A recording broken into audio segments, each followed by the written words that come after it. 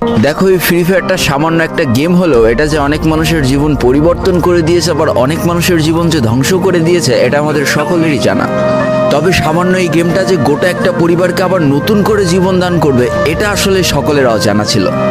হ্যাঁ বন্ধুরা, আজকের গল্পটি এমনই একটা পরিবারকে নিয়ে যারা এই ফ্রি ফায়ার গেমটাকে একেবারেই সহ্য করতে পারতো না, বরং তাদের সন্তান যখন এই গেমটা খেলতো তারা আরও উল্টো বকাবকি করতো। আর ভাগ্যের কি অপূর্ব লীলা খেলা, দেখো সেই গেমটা আজকে গোটা পরিবারটাকে বাঁচিয়ে রেখেছে। আর এখন তার বাবা মাও উৎসাহ দেয় তাদের সন্তানকে যে ফ্রি ফায়ার খেলো। এই জন্যই চলো জেনে আসি আসলে কি এমন ঘটেছিল এই পরিবারটার সাথে। তো বেশি ব্যাকপ্যাক না করে ছোট্ট একটা ইন্ট্রো দিয়ে আজকের ভিডিও শুরু করা যায়। তো আজকের গল্পটা শুরু হতে চলেছে ছোট্ট একটা গ্রামের ছোট্ট একটা পরিবারকে নিয়ে। বাবা মা এবং তাদের দুই সন্তান অর্থাৎ দুই ভাই, ছোট্ট একটা পরিবার, খুব সুন্দরভাবে তাদের জীবনযাত্রা চলে যাচ্ছিল। বড় ভাই একটা কোম্পানিতে লেবারের চাকরি করে, বাবা কৃষিকাজ করে, আর তাদের ছোট সন্তান অর্থাৎ ছোট ছেলে কিন্তু ক্লাস 8-এ পড়াশোনা করে। দারিদ্রতার বেড়াজালে আটকে পড়া পরিবারকে সাপোর্ট দেওয়ার জন্য তাদের বড় ভাইকে খুব অল্প বয়সে কাজে চলে যেতে হয়েছে।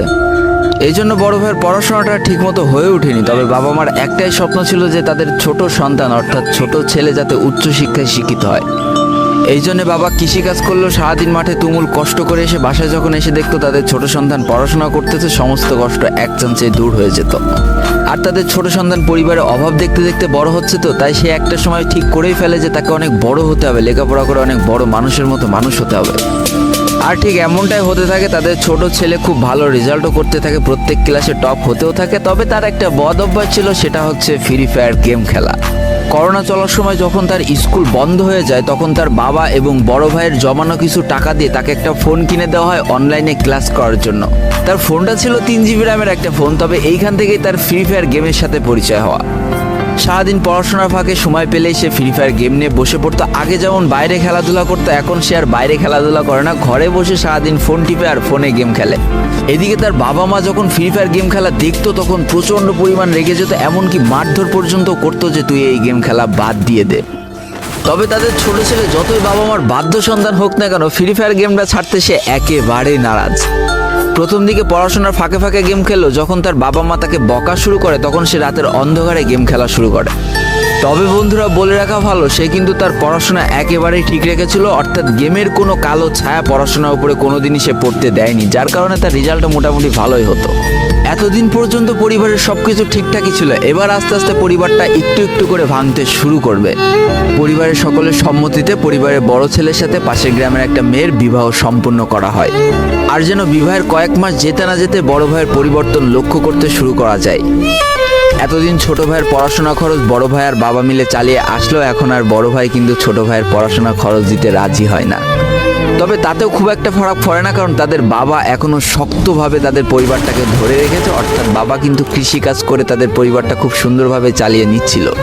তবে বলে রাখা ভালো, হাতের 5টা আঙুল যেমন এক হয় না, পরিবারের প্রত্যেকটা সন্তানের মন মানসিকতাও কিন্তু এক হয় না।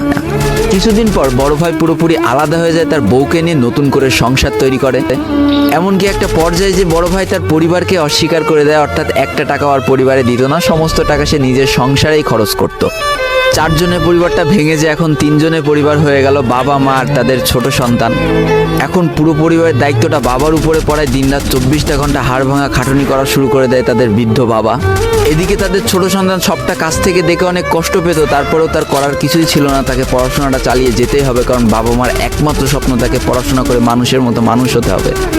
এদিকে বলে রাখা ভালো, পড়াশোনার পাশাপাশি কিন্তু সে ফ্রি ফায়ার গেমটা অনেক ভালো মতো খেলা শিখে গিয়েছিল। তার 3 GB র্যামের ফোন একটু ল্যাগ দিলেও মোটামুটি ভালোই খেলা যেত স্মুথ গ্রাফিক্সে। এমনকি সে আস্তে আস্তে টুর্নামেন্ট খেলাও শুরু করে। আর এখান থেকে যে টাকায় পেতো, 50 টাকা 100 টাকা 200 টাকা যা পেতো, সেই টাকাতে তার পরীক্ষার বই খাতা কিনতো, যাতে তার বাবার একটু কম পরিশ্রম করা লাগে, কম খাটনি করা লাগে। হাই রে, পরিবারের বড় ছেলে পরিবার থেকে আলাদা হয়ে গেল, আর ছোট ছেলে চিন্তা করছে বাবার কিভাবে কষ্ট কম করা লাগবে। এরই মাঝে সে একদিন চিন্তা করে, সে তো টুর্নামেন্টে অনেক ভালো পারফরমেন্স করছে, তাহলে তার একটা ইউটিউব চ্যানেল খোলার দরকার, অন্তত টুর্নামেন্টের